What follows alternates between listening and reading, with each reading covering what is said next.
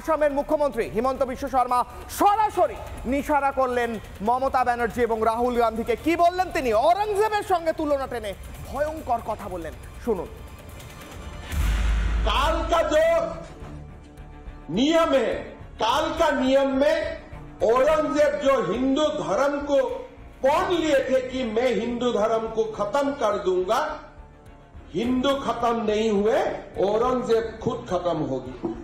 अगर कहीं में राहुल गांधी ममता बनर्जी सोचते हैं कि हिंदू खत्म हो जाएगा, नहीं, आप खत्म हो जाएगा, हिंदू कभी खत्म नहीं होगा।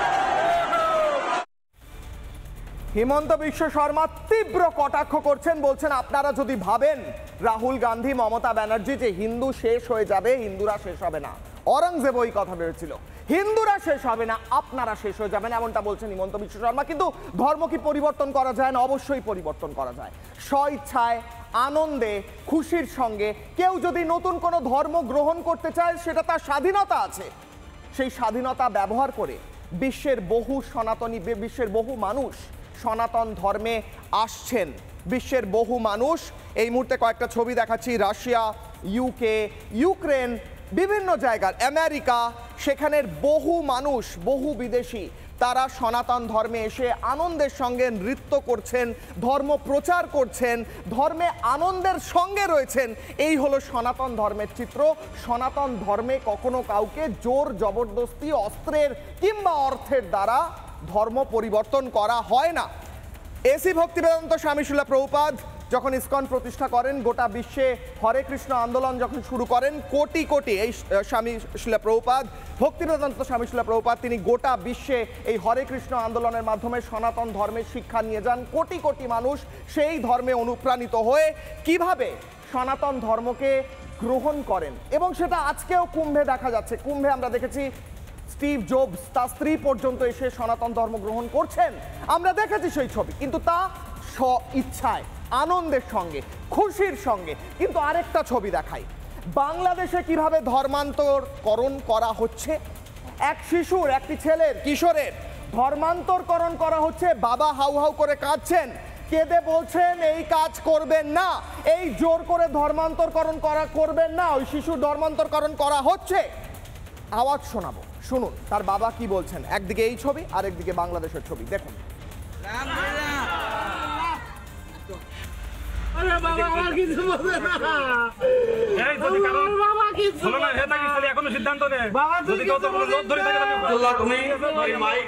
সিদ্ধান্ত অটল কিনা, তুমি ইসলাম ধর্ম গ্রহণ করেছো, এই জায়গায় তুমি অটল থাকবা কিনা, সেইটা সবার মাঝে মাইকে বলো।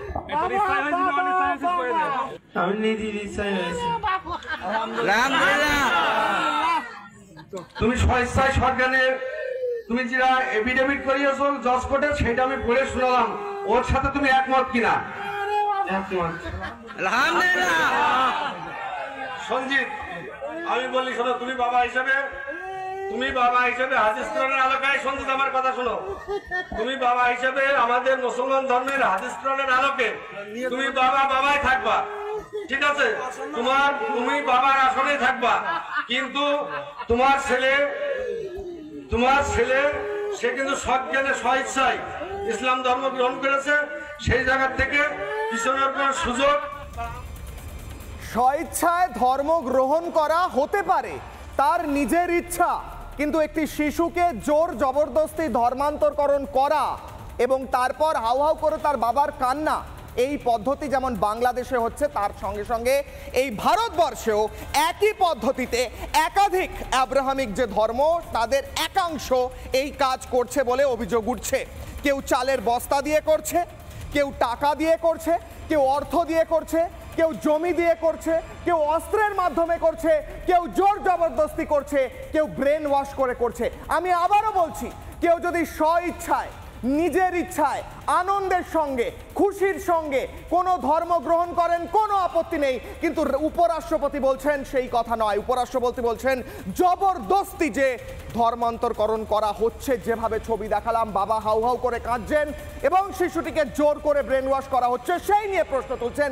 আমি কিশোরায় অগ্নিবাণে আজ প্রশ্ন তুলছি, চালের বস্তা দিয়ে কিংবা অস্ত্রর খোঁচায় ধর্মান্তরকরণ করা এবং গোটা ভারতবর্ষের জনবিন্যাস বদলানো কেন হবে? শুভেন্দু অধিকারী এই গোটা বিষয় নিয়ে কি বলছেন শুনবো, ফিরবো আলোচনায়। দেখুন, ডক্টর শ্যামাপ্রসাদ মুখার্জির বাংলা ঐক্যবদ্ধ বাংলা থাকবে এবং পশ্চিমবাংলার যে সীমান্তবর্তী জেলা থেকে হিন্দু পলায়ন হচ্ছে, ভারতীয় জনতা পার্টি সরকার এলে মমতা ব্যানার্জি ৭২টা জায়গায় বিএসএফকে জমি দেয়নি বেড়া, কাঁটাতারের বেড়ার জন্য।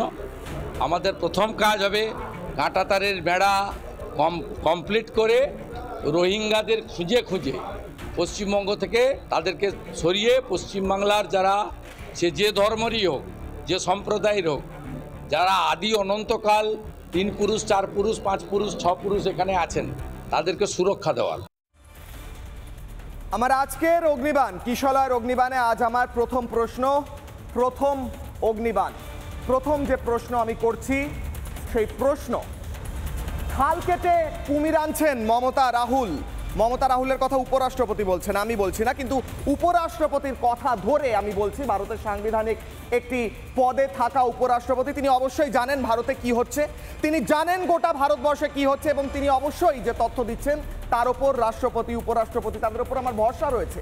এবং ভারতের একজন নাগরিক হিসেবে আমার উপরাষ্ট্রপতি যা বলছেন সেই কথা তুলে ধরে, সেই কথার রেশ টেনে আমি প্রশ্ন করছি, খাল কেটে কি কুমির আনছেন? কারণ আজ ভোটের জন্য যাদের নিয়ে আসছেন, আজ ভোট পাওয়ার জন্য যে রোহিঙ্গাদের নিয়ে আসছেন, বাংলাদেশিদের ভোটার কার্ড করে দিচ্ছেন, আগামীকাল তিনি আপনাকে যখন সেই এক প্রকার কট্টরপন্থী মৌলবাদী রোহিঙ্গা বা সেই জনসংখ্যা বৃদ্ধি হবে, তারা আপনাকেও মেনে নেবে। তো আজ নয় আপনাকে ভোট দিচ্ছে কারণ তারা সুবিধা বুঝছে, কিন্তু আগামীকাল খাল কেটে কুমির আনা হচ্ছে কি, প্রশ্ন করব।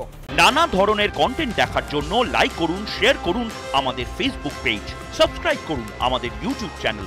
পাশাপাশি অন্যান্য ব্রেকিং নিউজের জন্য অবশ্যই চোখ রাখুন রিপাবলিক বাংলায়।